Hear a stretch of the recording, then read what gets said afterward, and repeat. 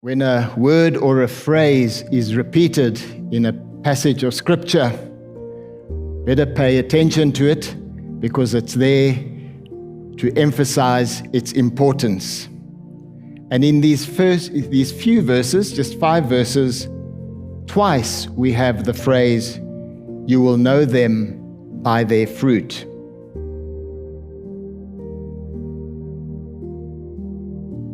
Jesus is advising his disciples and the other followers around him how to distinguish false prophets from true prophets.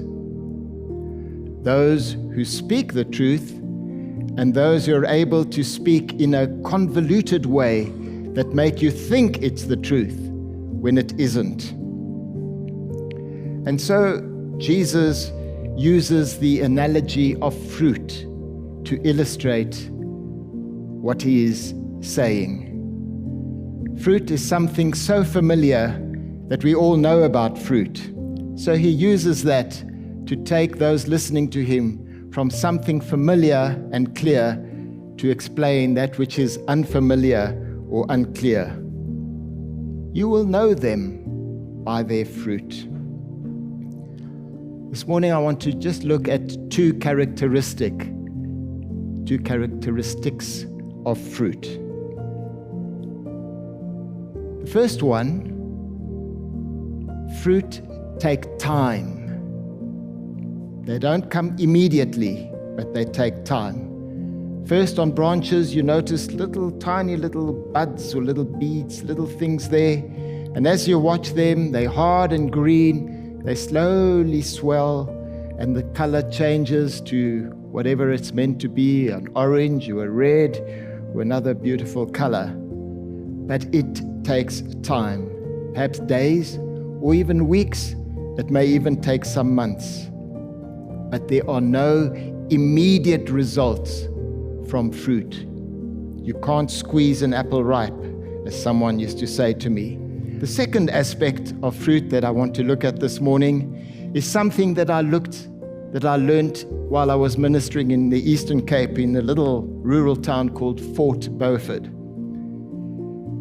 In our congregation, there were some prominent citrus farmers. And one of the wives of the citrus farmer, at the time that the fruit were ripening, would come and drop off pockets of oranges in our home.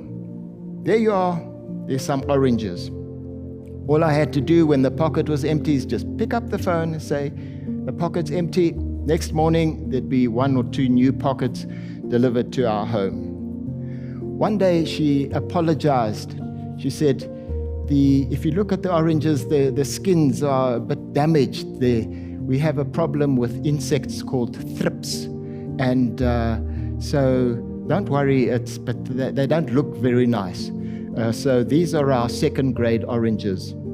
The ones that are not damaged, those are our export quality, and those go overseas. I said, "Thank you very much." But as I sort of thought about it, I felt there's something a bit unfair here.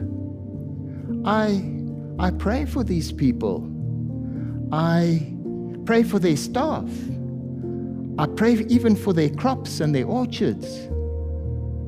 And then I get the second grade.